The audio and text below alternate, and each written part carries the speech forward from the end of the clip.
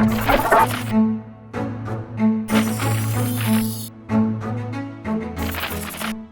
little while ago, my wife and I were out to dinner.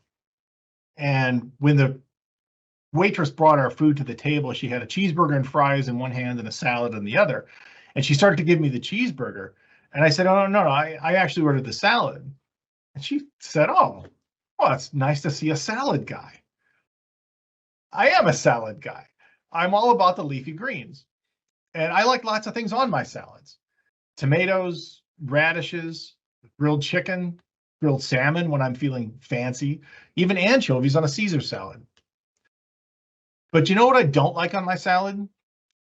Salmonella, E. coli, Listeria, Cyclospora chiatinensis, or any other kind of foodborne pathogen. Every year, more than 48 million Americans are made sick by something that they ate. 128,000 Americans are made so ill that they have to be hospitalized. And every year, more than 3,000 Americans die from foodborne illness. Unfortunately, fresh and fresh-cut fruits and vegetables, including salads and leafy greens, are one of the leading vectors for foodborne illness. Now, the fresh produce industry is doing the best they can, but they need new approaches to food safety.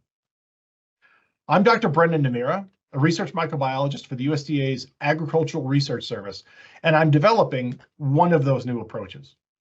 This revolutionary technology called cold plasma is one of the most exciting new food processing technologies in recent years. So what is cold plasma and how does it work?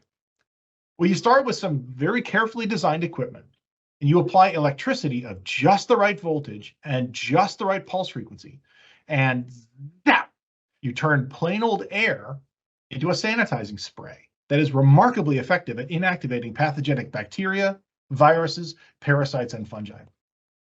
Conventional sanitizers use chemicals like sodium hypochlorite, peroxyacetic acid, ammonium ions, and other compounds.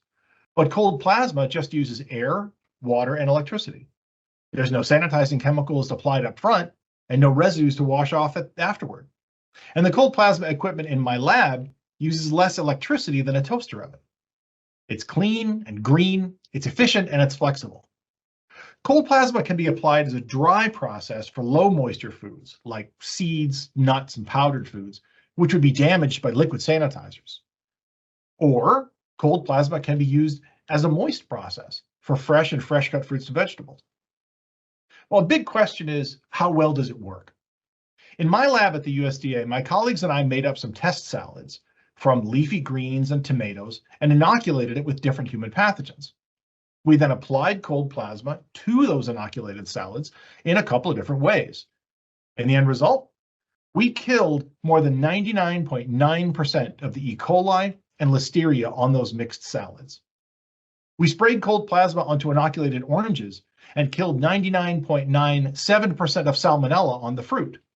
We applied cold plasma to inoculated blueberries and killed 99.98% of viruses. It's not bad. We know this new treatment works great on its own, but we're finding that we can also combine cold plasma with other processes to make them work even better. Even a quick treatment with cold plasma, I'm talking just a few seconds, injures pathogens on foods, making them more susceptible to conventional sanitizers and physical processes like high-intensity light. I've been working on this at the USDA for about 20 years, developing it from some pretty clunky early prototypes. Back in those first days when we were trying to get this research program off the ground, we were microbiologists and engineers who knew this was a good idea. But we hadn't yet secured the support to purchase the necessary high voltage plasma generation and manipulation equipment. So we got clever. We started with basic principles of physics and biology and used our technical expertise to build the equipment from scratch. To get the high voltage needed to generate dense ionized plasmas, we went to a junkyard and we pulled some ignition coils from old pickup trucks, the kind of coils that drive big spark plugs. We needed dielectric barrier materials that would change the flow of electrons within the plasma. So we went to a garage sale and we got some old used storm windows, the kind with thick, heavy glass. And to make the distributed field corona electrodes that would generate and create and sustain the plasma discharges, We went to the hardware store for a box of nails and a roll of conductive aluminum tape, the kind used to repair refrigerators. We built that first prototype for about $100. And here it is. To be honest, most of the early equipment looked like the kind of thing that would be right at home in Dr. Frankenstein's lab. But it was all designed and built based on clear, logical scientific principles that combined plasma physics, high voltage electrical engineering, and food microbiology. And since those early days, based on the results that we've gotten in my lab, my colleagues and I have developed the technology in almost every way, making it work better, faster, and cheaper. As a USDA research project team, we've attracted substantial investment in our cold plasma research and development. And we've led dozens of collaborations with companies and universities all over the US and around the world. They see the potential for cold plasma to be used commercially to make food safer. Safer by treating fruits and vegetables, nuts and seeds and spices directly with cold plasma to kill pathogenic bacteria, viruses, and parasites.